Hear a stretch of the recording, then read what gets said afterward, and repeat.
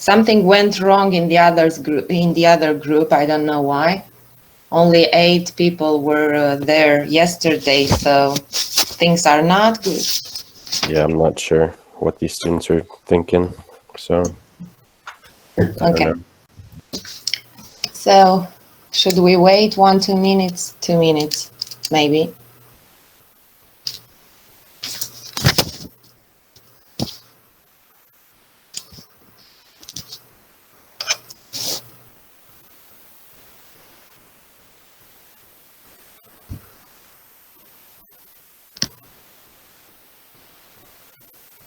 Did you have your heart failure course yesterday? No, we had the thromboembolism one. Okay. This is nice too.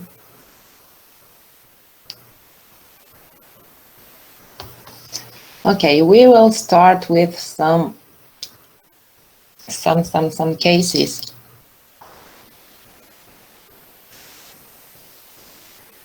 ECG cases. Let me just allow entire.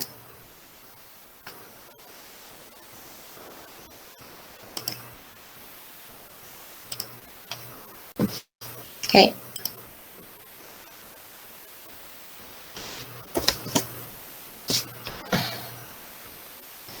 These are nice. Okay, let's go with the first one, and let's do it every ECG systematically, as for you to have some base for the final exam. This could be an ECG in your examination, and you should just write what you see on these tracings. I know you'd only have a couple of QRS complexes, but just try to describe what you see.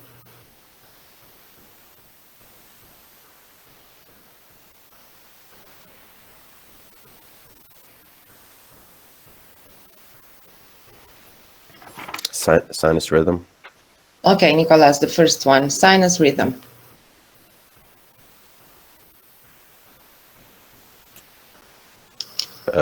Is it a normal axis? You're not asking me. You're telling me. This is C1, this is AVF. It's a normal axis. I think AVF looks more positive than negative. Okay. That's right. It's almost like a biphasic, but it is more positive than negative, yes. Great. The rate. Can you tell something about the rate? Is it 75 beats per minute, approximately? Approximately, maybe a little more, somewhere, somehow, 80, 85, yes, that's right. And it's a regular rhythm? Regular rhythm, yes. 1, 2, 3, it looks regular.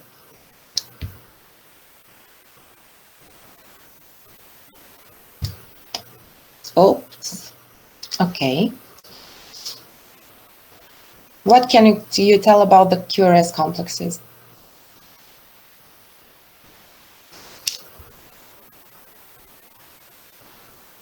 Normal or not?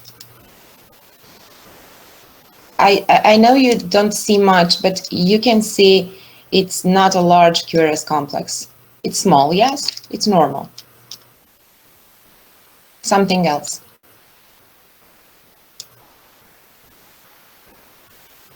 ST elevations and depressions. Where? We have elevation in lead 2, 3, AVF. Great. So in the inferior ones, there are more than 2 contiguous leads, and also depression in lead 1, AVL, V2. And might be V1, but it's not very... Yeah, V1. Great. And yes. also another elevation in V4.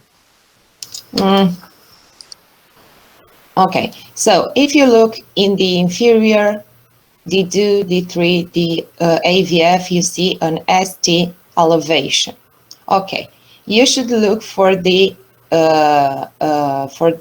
mirror changes in lateral leads, and you have the mirror changes in D1 and AVL. Great. If you are talking about inferior myocardial infarction, you should look V1, V2 for the mirror changes of the posterior wall. That's right, and you have seen those.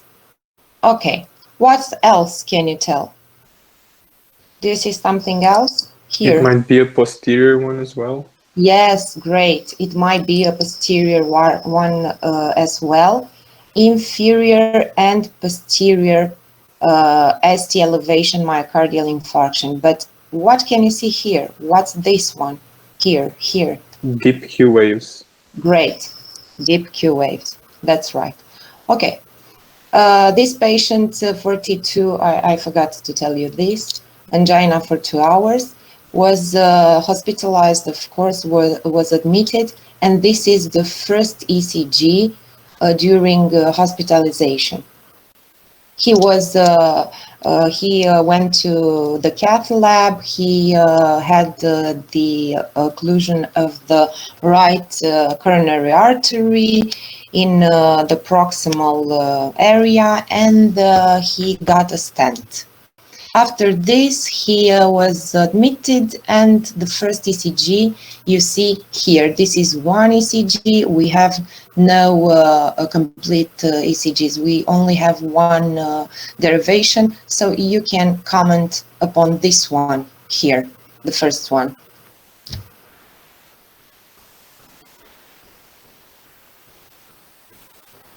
The first thing that stands out to me is the tall P waves. Tall P waves might be, okay.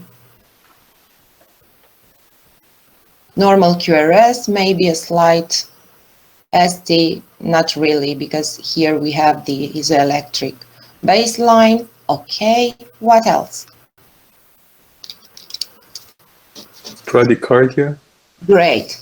It's severe bradycardia, somewhere around 20, I don't know, because it's impossible to say here. It is possible if you start to do the mathematics, but we won't, so it's about 20 beats per minute. It's severe bradycardia because the inferior infarction, infraposterior infarction, goes with vagal stimulation and with severe bradycardia, might be. Okay, the second one, what is in here? It's his. What do you see? I cannot talk with only 3 people, so I'm asking you to turn on your cameras and let's talk, because we won't pass this session otherwise. Also ST elevation? Great, Maria, I want to see you. ST elevation here. I don't care if you drink coffee, you eat, you do whatever you want, or you're not in front of your computer. I just want to see your camera on. So ST elevation here, that's great. What is this?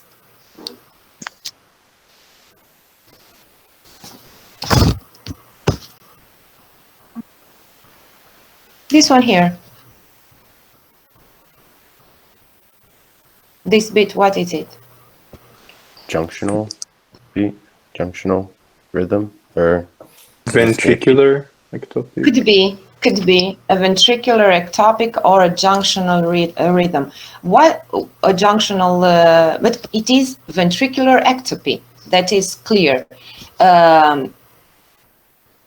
Why are you telling me this is not an ventricular beat? Extrasystole, and you think about, I don't know, junctional, because you don't have the double here, the double distance as RR here. You have it, I guess. So you don't have the compensatory pause. Yes, that's right. But it is an ectopy, a ventricular ectopy. Okay, this tracing here, the third one, what do you see?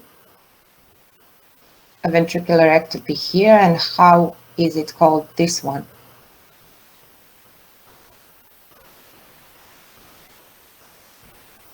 Two ventricular beats are what?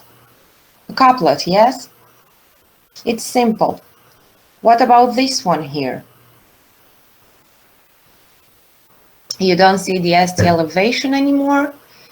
You see the small QRS complex, and you see 1, 2, 3, 4. What are these? And what morphology do they have?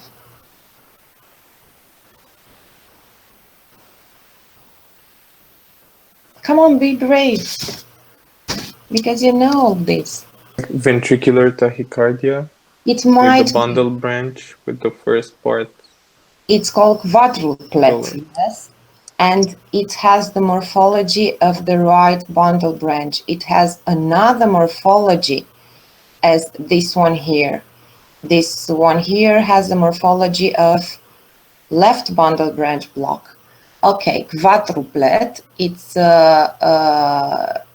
You can say it's a non-sustained, but ventricular tachycardia. But you know you have to have more than 5 complexes and less than 30 seconds. Okay, and this one here in the end,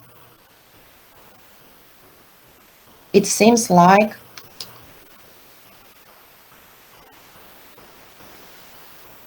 A flutter? Sorry, it seems like a non-sustained ventricular tachycardia. If it might be a flutter, I don't know. We only have one derivation. It's very hard to say. We should have more. And you see the large QRS complexes. I don't know what to say about this. But you can think of flutter too, because the rate is 150 maybe. No, it's more. It's around 250, so it's a little bit too high for atrial flutter.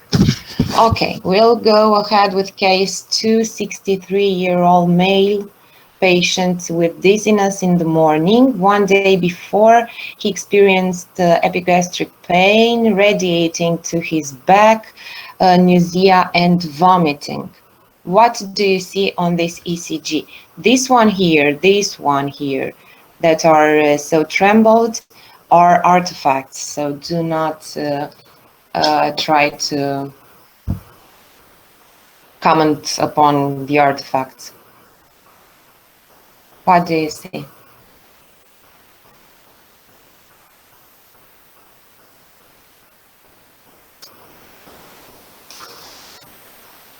Two to one AV block. Okay, but tell me about the P waves. Describe the ECG. If you go in your exam room, if you just say 2 to 1 AV block and that's it, and it's not right, you will lose every point you can get. So you can say I have 1, 2, 3 P waves. The PR segment, it's how the QRS complex, and in the end you can say yes, we have a 2 to 1 AV block to gain more points. Why do you say it's 2 to 1 AV block? Because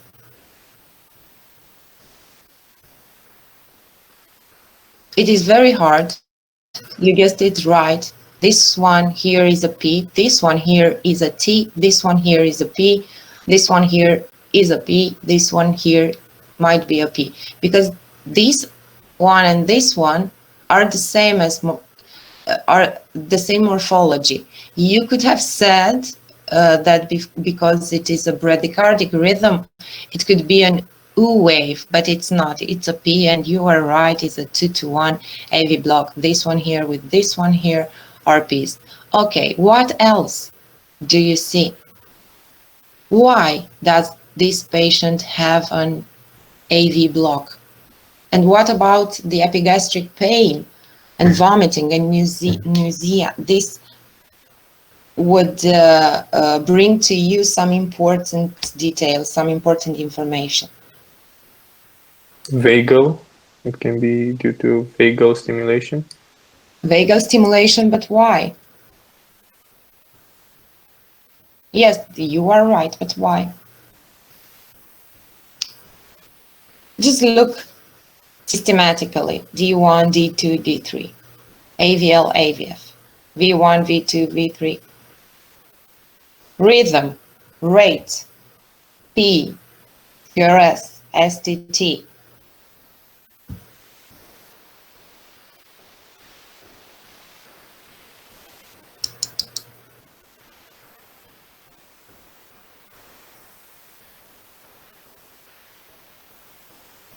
Come on. Is it too hard?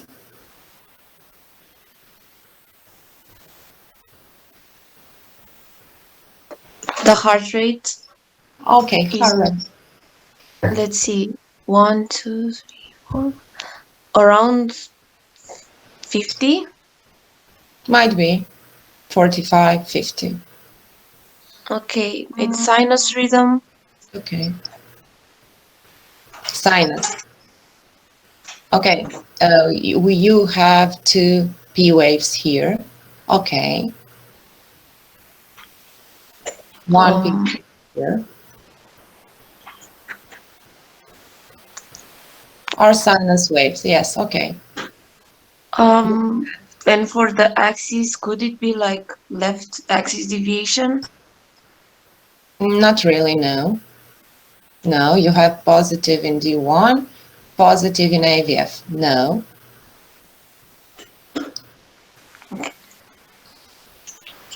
Is it due to an old inferior infarction? We have the deep Q waves. Great, an old inferior infarction. You have a deep quick Q wave, inferior D3, D2, and AVF. Great, but you also see here a negative symmetric T wave. You don't see it very well here, but it is negative symmetric.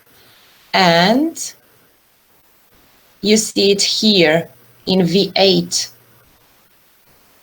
Q wave, and you don't see the T wave. But the patient tells you he had no pain except for yesterday. So it is old, but it is old for 24 hours maybe. This was the moment of his myocardial infarction. And now you have only the consequence. The artery is closed. It might be the artery for the atrioventricular node 2, and he got a 2-to-1 AV block. Yes, you're right. Okay, but please just describe in your exam room, just describe ICQ in D2, D3, AVF, ICQ here in V8, everything you can. V7 is not a pathological Q wave. It doesn't seem like this. Just describe what you see. Okay, case 3, 40-year-old male patient with arterial hypertrophy and no symptoms. He just came to do an ECG. What about this one?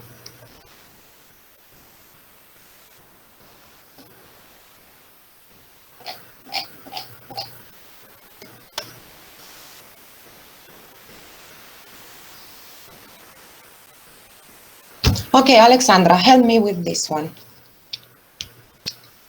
Rhythm.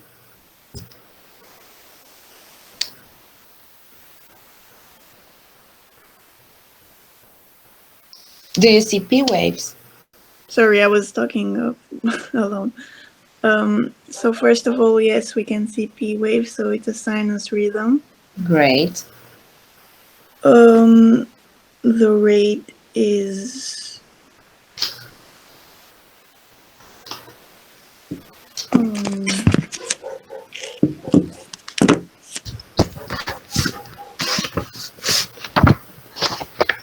around 75. Okay. So it's normal. The axis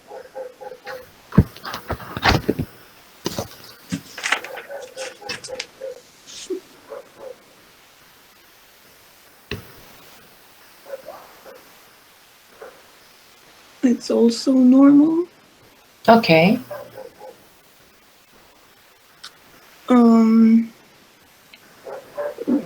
Then we can see that the QRS complex. So we have a big R wave. And Okay. S wave. Okay. This is nice.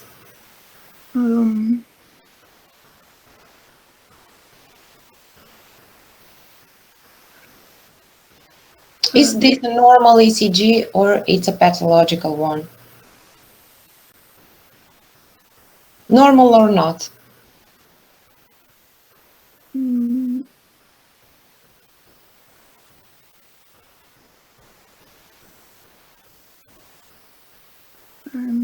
not really sure. It seems normal. It seems normal. But what about the R wave and the S wave here? S here, R here. It's very tall. Do you have criteria for hypertrophy? Yes, it could be a left ventricle hypertrophy. Okay.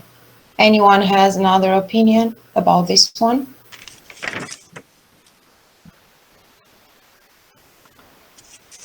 Okay, let's see some, just a second. Okay, so just look here. Every ECG, a normal ECG, should be in this speed, 25 millimeters per second, and the calibration should be in the limb derivation and chest derivation of 10 millimeters per millivolt. In this one, the speed is 25, it's normal, but the limb and the chest are 20 instead of 10. This calibration here in your right is telling you that it is too high, it is double as normal. So this is a very bad, technically bad ECG. So the calibration is the problem here, and this one is a normal ECG because the R wave, it's not so tall here, and the S wave is not so tall here. So if you have an assistant who can't do a proper ECG, you will interpret this like a ventricular hypertrophy, and it's not hypertrophy, and it is not. What aspect does this have, this QRS have here? The RSR. Okay, so it's a Right bundle branch block. minor right bundle branch block because it has no, it doesn't exceed 120 milliseconds. Okay, nice. Case 4, 72-year-old female patient. I don't want you to know all this, but I just want you to describe what you see. Just describe what you see. This female got a pacemaker for a dual chamber pacemaker for AV block, and she's coming to control the device. What do you see on her ECG? You don't have to see more. Just describe what you see.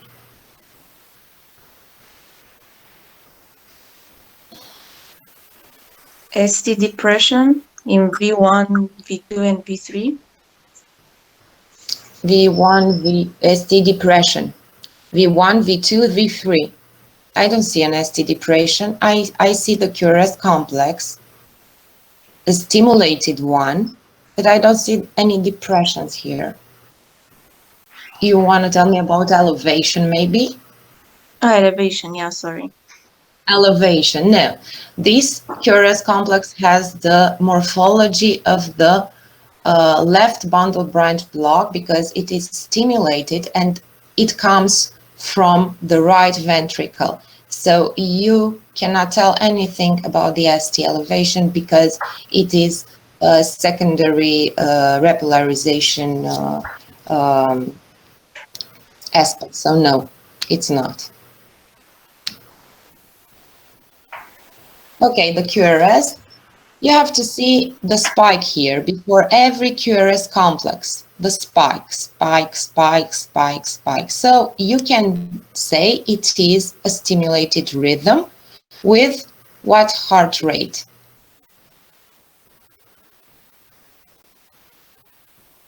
Around 60. Around 60. It's a regular rhythm. Okay. And do you see P waves? No. You don't see P waves, but instead of P wave, what do you see? Another spike, spike, spike. Spike here for the atrial stimulation, the AV conduction, and then stimulation, and then a QRS complex. That's it. You should see on this ECG.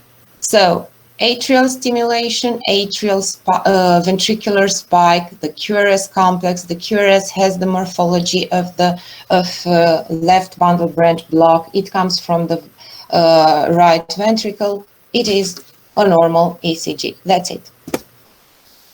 This one here are the spikes. Okay. Case 5, 63-year-old female in the ambulatory setting. What do you see? These ones are spikes. Spike, spike, spike, spike, atrial spikes.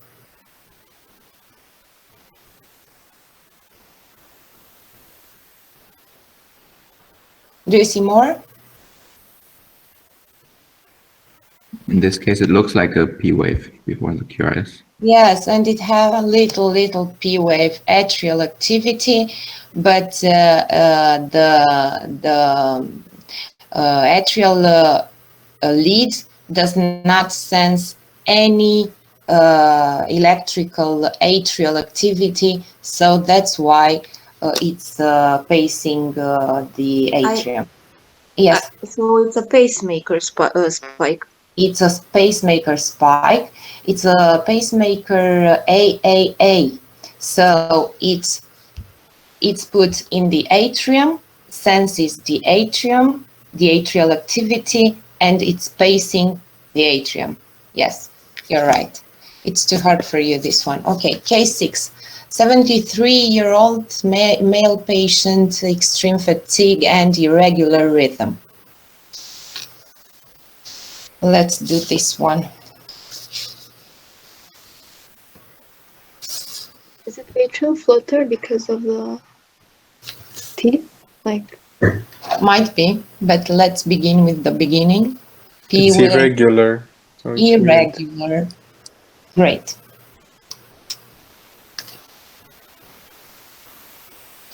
Something else. You can get a flutter in your exam.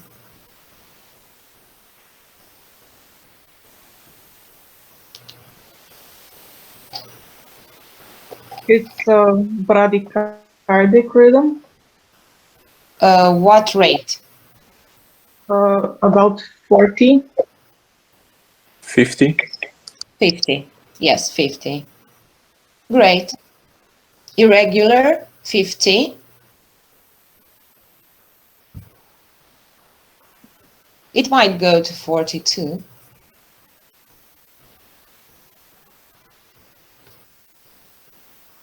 Positive or negative P waves? It's not like P waves. These are F waves. A flutter, yes. Negative or positive? positive. Positive in D2, D3, and AVF. Great. QRS complex normal without any pathological changes of the repolarization. Okay, what is this? Flutter. What kind of flutter? What conduction? First, it's a typical flutter. In D2, D3, AVF, F positive. It's a macro reentry coming from the right atrium. And why is it irregular? Because the flutter is regular.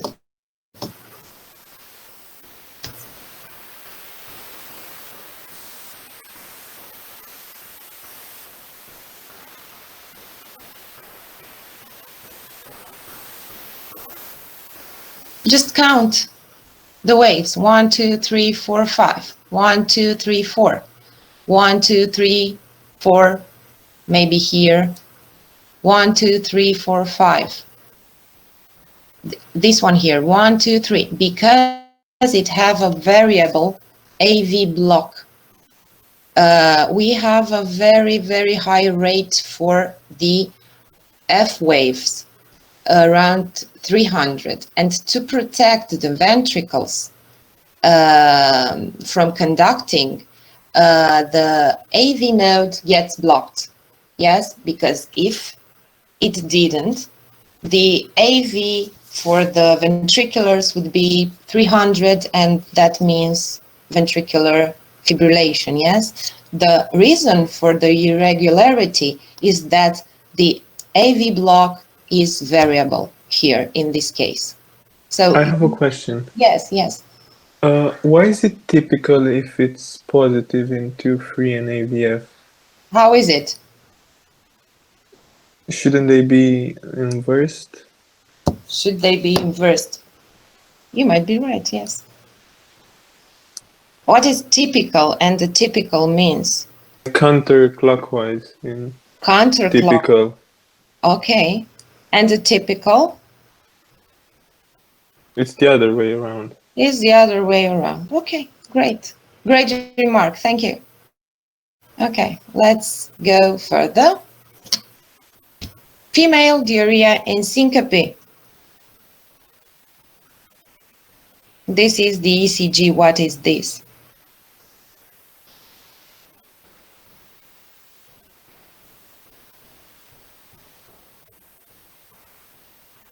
What is this? Torsion de point or something. Yeah, I don't know how you say it. And why do you say this? It's a very irregular up and down curious. And it's rotating. Yes. This one here is positive, this one here is negative, this one here positive, positive. And the curious complex are how?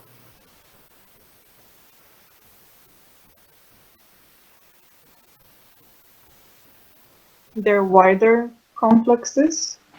Wide, yes. With the same morphology or polymorphic? Polymorphic. Polymorphic, yes, that's right. It might be. And what could be the cause for the for this rhythm?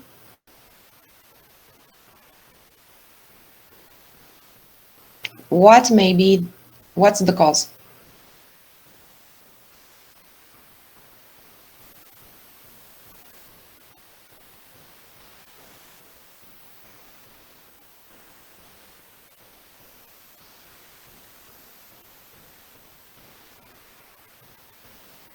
Female diarrhea.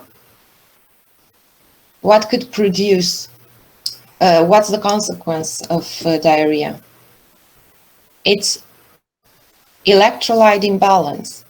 So the potassium, magnesium might be responsible for this one here. And the torsade du point can be induced by, I don't know, low level of potassium or magnesium, yes. And this patient just needs some magnesium sulfate to return to her normal rhythm. Another case, 63-year-old female patient with coronary artery disease and angina and dyspnea at exertion. Describe this ECG.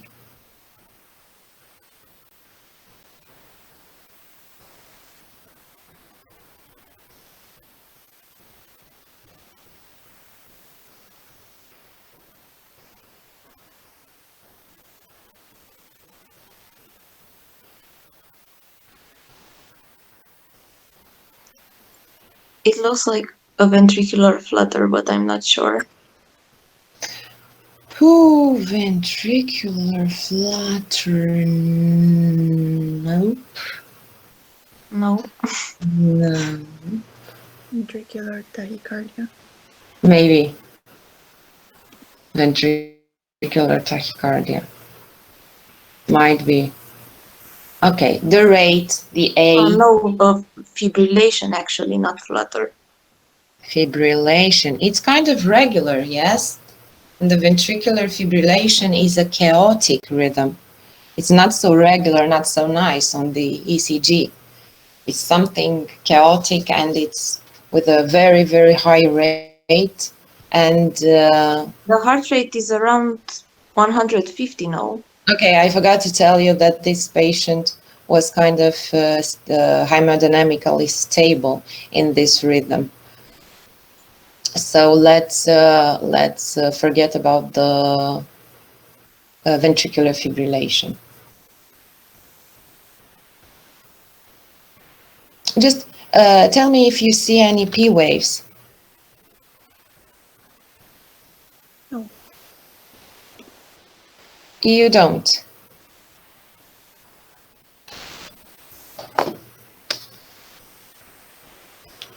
One here might be, one here might be, one here, here, here, here. Okay. Do you see the concordance of QRS complexes in the precordials? Yes. When you are talking about coronary artery disease, the first thing to come into your mind when you see this tracing is that the patients have ventricular tachycardia. And if you prove it otherwise, okay, but the first thing is that you have a ventricular tachycardia. So do you have the criteria for ventricular tachycardia? We have the concordance. Let's look if we have the AV dissociation. And I guess we do. We have the AV dissociation. QRS complexes. It's a tachycardia with large QRS complexes. You do the differential between ventricular tachycardia and supraventricular tachycardia with aberrancy. And that's it. And if you don't have an ECG, a previous ECG, you cannot tell exactly what's going on. Okay, what rate do we have here? 150. 150, let me look. 160, 70, around here, 165, okay. 150 here, it's okay. It's slightly irregular, slightly irregular. This one seems like a ventricular tachycardia. Do you see fusion beats or capture beats?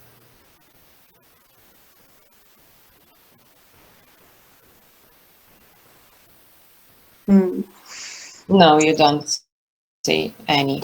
Might be this one fusion, but it's not very clear. Okay, ventricular tachycardia. Let's go further. Oh, 22 years old male patient, fatigue for a long period of time, progressively aggravated, only one lead.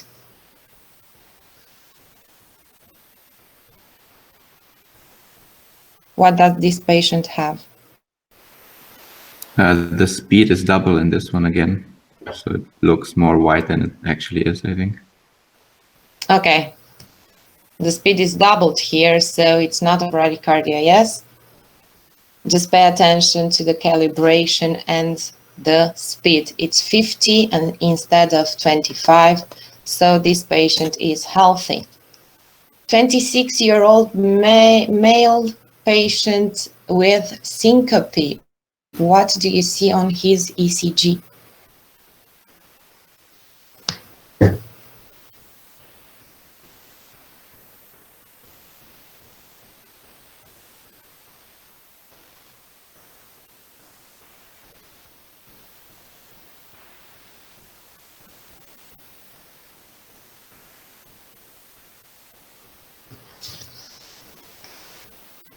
P, rhythm, heart rate, QRS complexes.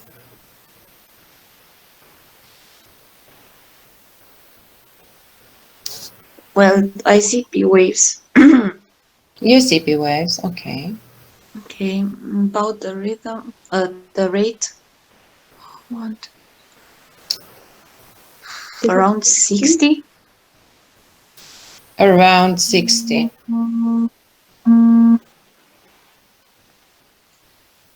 Okay.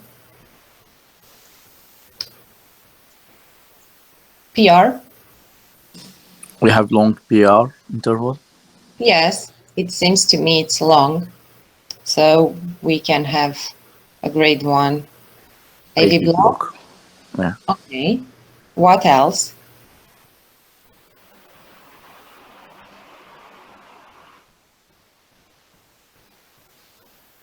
The RSR and V1 and V2. So Okay. that could be right bundle branch block and combined with left axis deviation. Would that make it could be a bifascicular block? Okay, let me see. Okay, this one here. D1, AVF, we have the deviation, we have the right bundle branch minor, might be. It's minor right bundle branch block with some negative symmetric T waves. This is a particular aspect of the T wave in V1 and V2 and the ST elevation, right? Which is concave, something like we don't see very much. Okay, good point until here, because this patient has some risk factors for sudden cardiac death.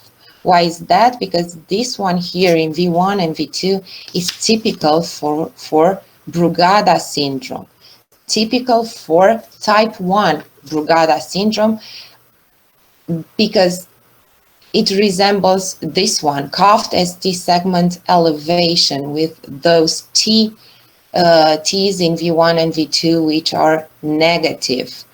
Saddleback shaped is type 2, and the same aspect for type 3, but it's very hard to differentiate between those two. And what we can do if we are not sure is to provoke these specific changes, ECG changes in V1 and V2 with ashmolein.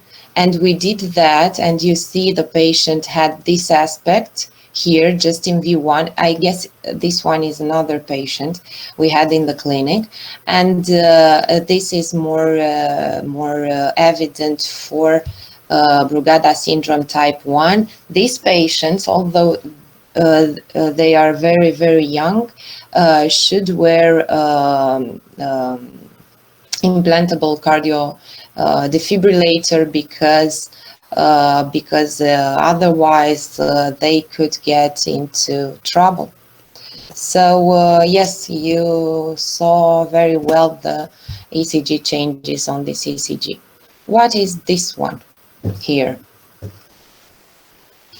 It's another patient, of course.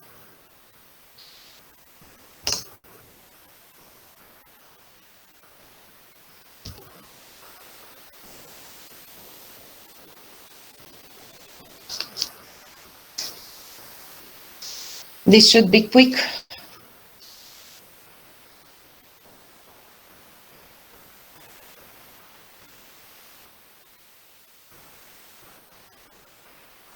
The heart rate is around 90. That there is P waves with sinus rhythm, I think. Okay.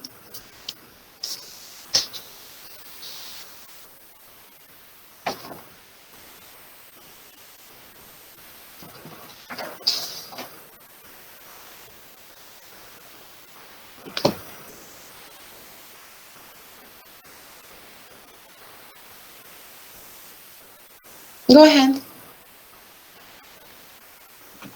About the axis, I think it's normal. I mean, I cannot see very well the Okay, it is. how tall they are.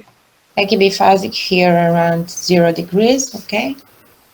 There's the QRS is white, I think, in V1, V2, V3. It doesn't seem white for me, but it has some regularization changes that might influence your opinion upon this. The ST changes from V2 to V5. Okay, V1, V2, it's elevation or not? V3, V4, V5, Yeah, they're all and that's it. And the notch here at the end of the complex for late depolarization maybe. Okay, so this one here is what? This one here, here, here.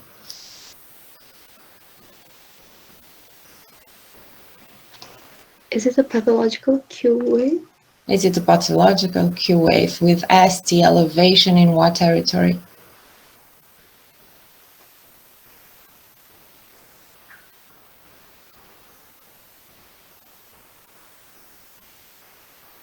Is it like inferolateral? What territory is V1, V2, V3, V4, V5?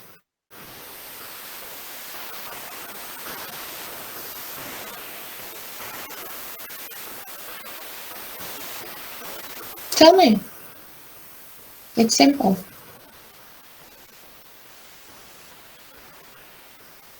It's a STEMI. It's an anterior STEMI. Septal, anterior. It goes just until V5. We don't have changes in D1 and AVL, so it's an anteroseptal STEMI. I don't know if we should get into this one.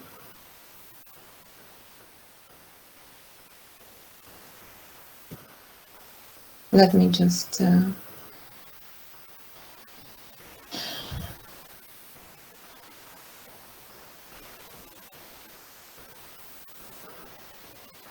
okay, this.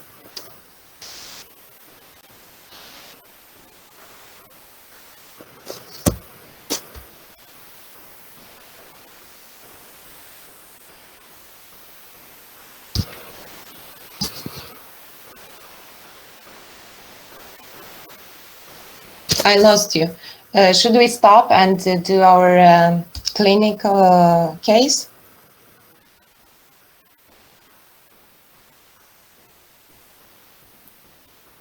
It's up to you. No, it's up to you. I don't know how the rest of the class feels about it. Maybe someone else, I don't know, has an opinion. I think Okay. we should do some more ECGs, please. Sorry? I think we should do a few more ECGs, please. Okay, okay, great. Because it will be important for you in the final exam. I don't know how many points does the ECG have, but I guess a lot. So this one here resembles the one we had in our last exam. Okay, let me explain you what's about this ECG. So you just have to interpret D1, D2, D3, AVR, AVL, AVF. These ones here are not the precordial leads, V1, V2, V3, are the posterior leads and the right leads, okay? So this one, V4, is actually V4 right. And V1, V2, V3 is actually V7, V8, V9. So let's do this part here with the limb derivations. What do you see? It's obvious.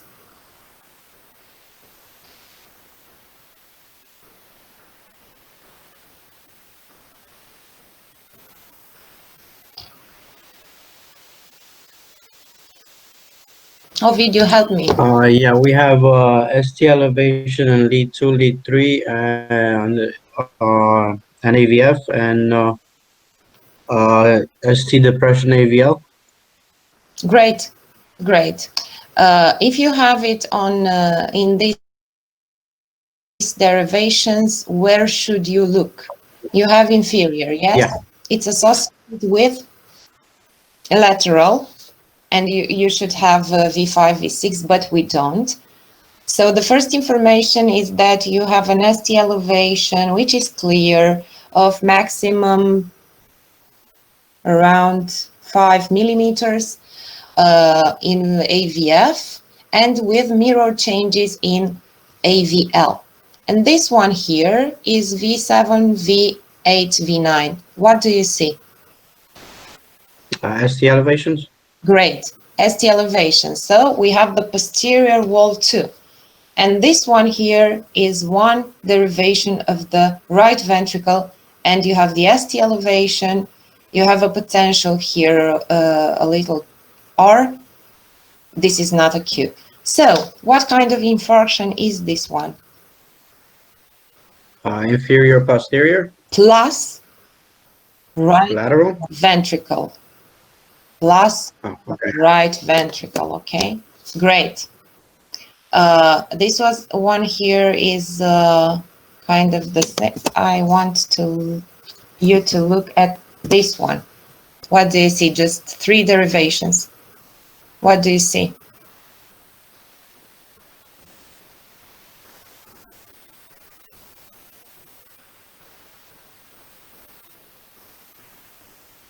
Quickly.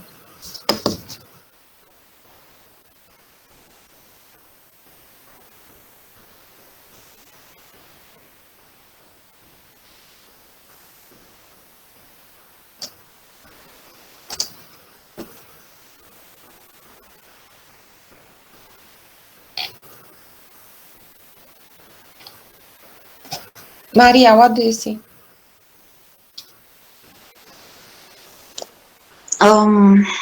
Let me see. I think like inverted. Is that a T wave? This one here is the ST, and T wave is in the ST7, yes. So ST elevation. ST elevation where? In lead 2 and lead 3. Great. Okay, what else? Well, I see P waves. Should I take it from the beginning? No. Just say what you want to say.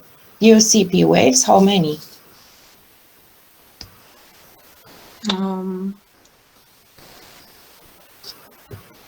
Well, in lead 2, for example, it's after every QRS. Before every QRS. Before.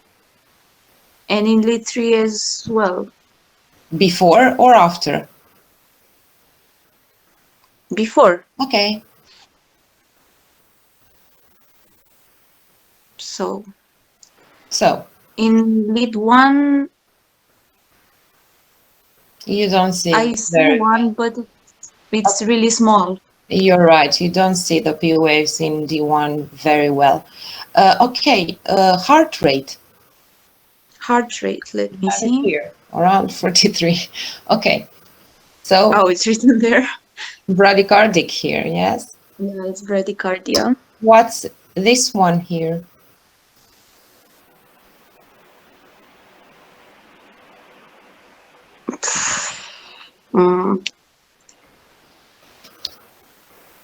P wave. Conducted, non-conducted, conducted, non-conducted, conducted, non-conducted, conducted. And so, what's this?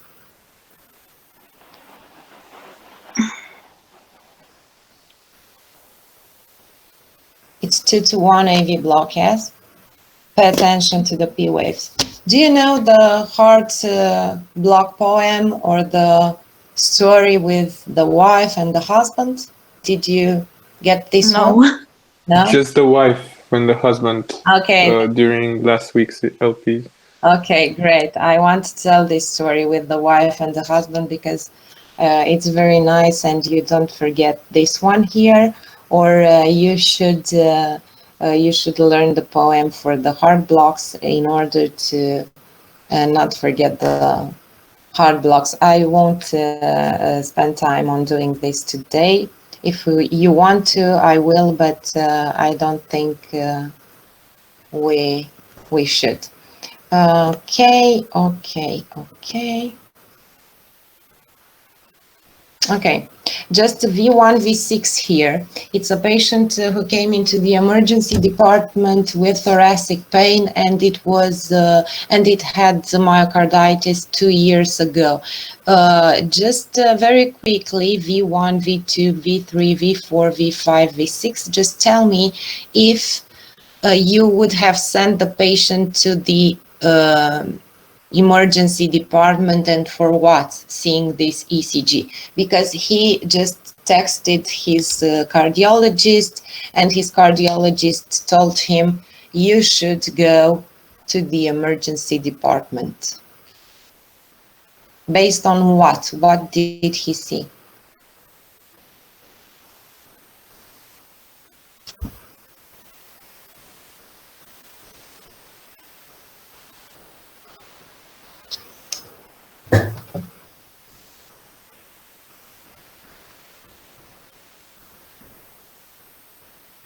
I'm confused about which are the leads. V1, V6, just the V1, V6, okay. V1, V6, we don't have another ones, just these ones.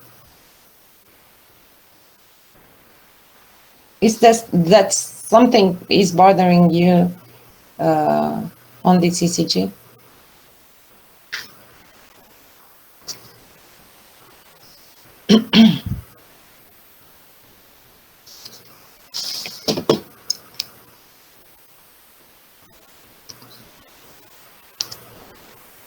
If anyone sees anything, please just talk.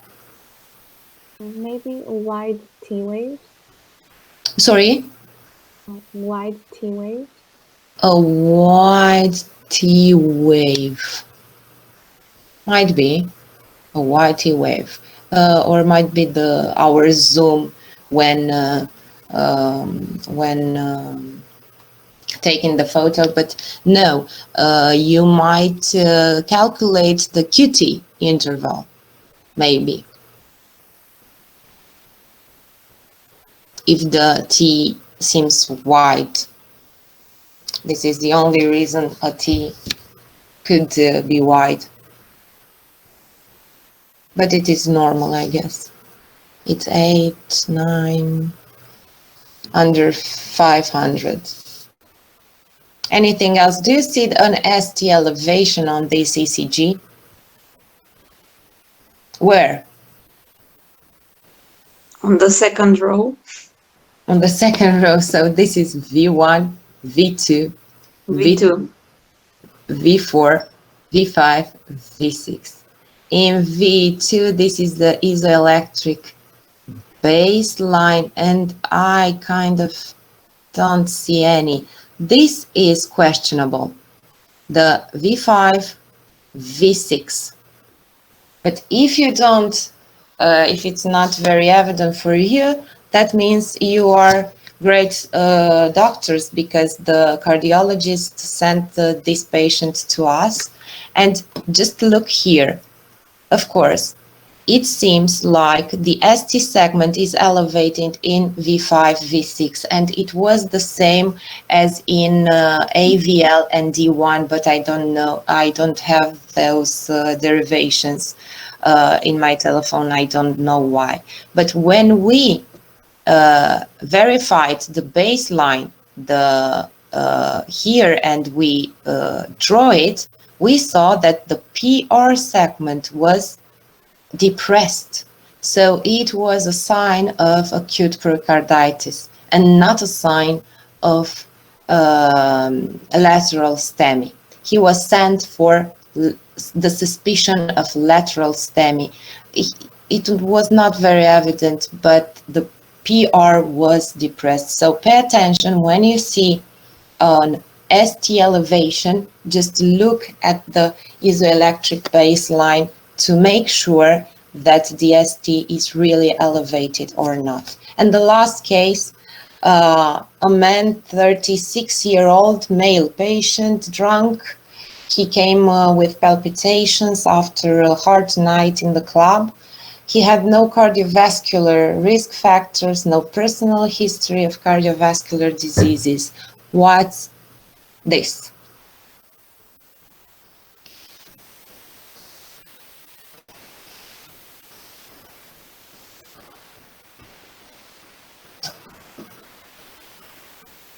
Oops.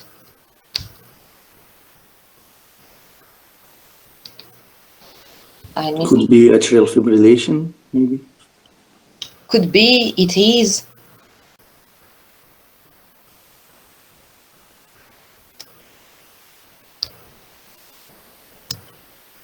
It is or not?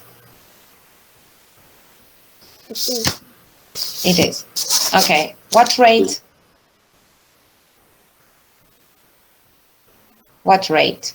Around 150 or more.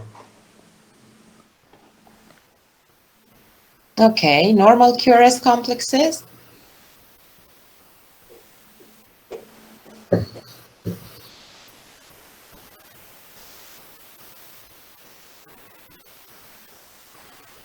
Yes. Yes. Okay. Let's start a brief discussion. We have one more clinical case than today. Let's start a brief discussion about atrial fibrillation. This is atrial fibrillation, and you should not miss this one in your exam. What do we do with the patient with atrial fibrillation? Do we anticoagulate or not? And if we do, when? We need to calculate the CHA2DS2-VASc score. Great, great. And the Has-Bled. Great, this is very nice. And you know, we have two scores to assess CHA2DS2-VASc score and Has-Bled. And the indication of anticoagulation, you can make the indication and put the indication based on CHA2DS2-VASc, but you cannot contraindicate the anticoagulation based on Has-Bled.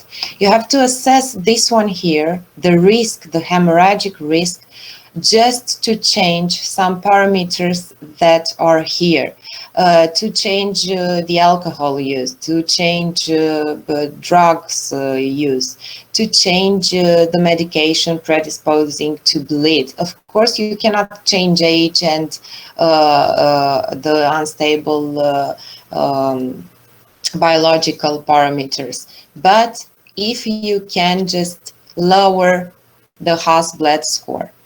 The CHA2DS2-VASc score contains some parameters: congestive heart failure, hypertension, age, diabetes, stroke, vascular disease, and female sex has 1 point. And when do we anticoagulate? What are we doing with this one here? Do we anticoagulate or not? Let's calculate the CHA2DS2-VASc score. Just do this. What score does this patient have? 10. 1. Why? No, 10. 10. He has 10. Why? He has no congestive heart failure. He has no hypertension. He's 26, or what was 36? He was 36. He has no diabetes, no stroke, no vascular disease. He is a man. What score? We have 0. CHA2DS2-VASc 0. Okay. When do we anticoagulate? If it's more than 0 in male and 1 in females.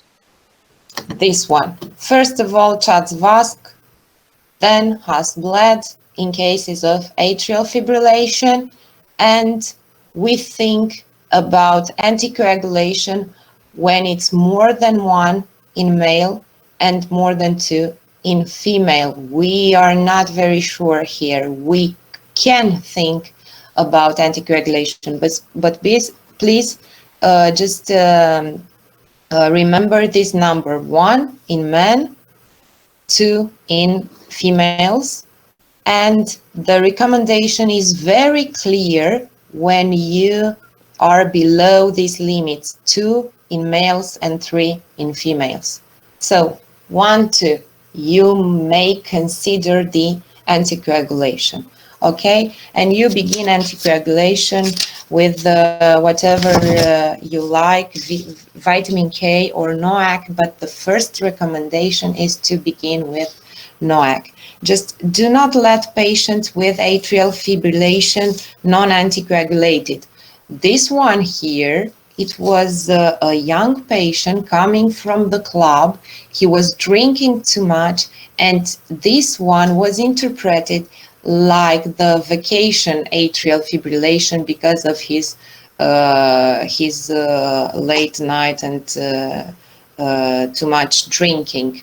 But this one was an isolated case. In cases of atrial fibrillation in 50 years old male, female with risk factors, do the anticoagulation in order to prevent stroke. Okay, let's get to our case. Are you tired? No. So I just changed the case last night. I don't know why. The other one was longer, so I changed it with one that was presented this year in EACVI because it was interesting. I don't know how interesting it is for you, but we will see. So we have a 48-year-old male patient with continuous severe chest pain after lifting a heavy object. His pain was associated with dyspnea and diaphoresis. So you can ask me questions and I'm trying to answer to you if I remember. Let's see.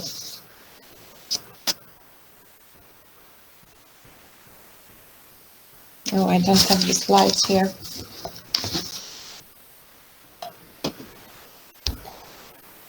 Let's see. Are you interested in something else?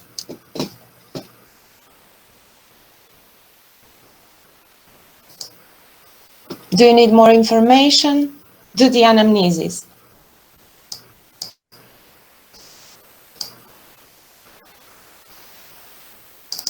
When did he lift the heavy object? Like, since when is the pain? Since when is the pain? 2 days ago he lifted the, 1 day.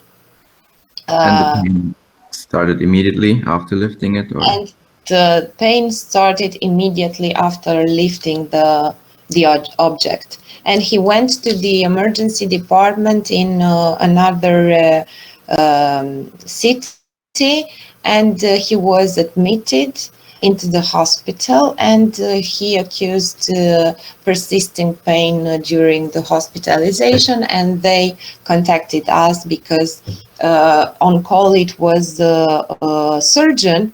They didn't have a cardiologist or any other medical specialty, so they needed help. I have a question. Yes. Could it be aortic dissection? Yes, but a good remark. Yes, it can be aortic dissection. Because I know that it has like when you have aortic dissection, it's like a really sharp pain and you sweat a lot. Great, great. Nice thought. So you must be careful in order not to miss the aortic dissection. But you have plenty of differentials to make, so You need more information. Can we ask about family history because he's not that old? I mean, 40 years old. Yes, you can ask about family history. He has a mother with cardiovascular diseases, but he doesn't know what. And he does not have any history of sudden cardiac death in his family. Okay, thank you. If he's on any medications right now, or if he has any allergies to anything. He is on some medication. He's taking beta blockers, and he's taking some pills for hypertension. An ACE inhibitors, he So he cannot. has past medical history then. He's taking it for something, he's not taking it for right now. He's taking Yes, it for he has past. medical history. Did you ask me about his medical history or his family's medical history? Well, now I'm asking about his medical history. About his. So he's known with mild dilatation of the ascending aorta and some grade of aortic regurgitation. He didn't have to do anything for this, just to check on these pathologies once in a while. And he is hypertensive with poorly controlled blood pressure values, and he has a personal history of myocardial infarction with non-obstructive coronary atherosclerosis in 2014 and then in 2016.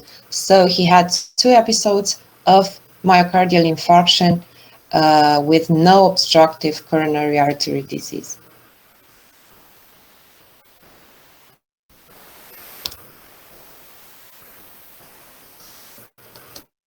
Social history as well. Social history. I cannot remember, but it is not important. Like smoking, drinking, all that stuff. Smoking. You refer to smoking. He was a smoker, yes. He wasn't a drinker, no. And Work environment. Non-toxic working environment. I would wonder more about the pain, like exactly where it is, how intense it is, and maybe if it radiates or something. He radiated in his back on a scale from 1 to 10. He has a 6, around 6, the pain, and it is a retrosternal pain. And he just complained about some radiating pain to his left arm. His pain is persistent. It does not go away, and it does not aggravate in hours. Does he have high blood pressure? Clinical examination. Let's go further. I told you about the MINOCA, the myocardial infarction with normal coronary arteries. He had a stroke in 2010. I forgot about the stroke.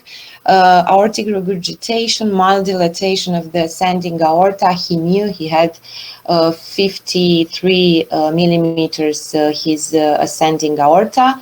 He was dyslipidemic. He has diabetes and poorly controlled arterial hypertension. I forgot about the diabetes. Okay, clinical examination. What do you need to know? Vitals. The blood pressure. Blood pressure.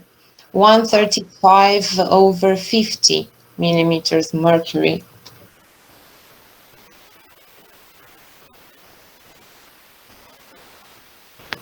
135 and 50 the diastolic pressure.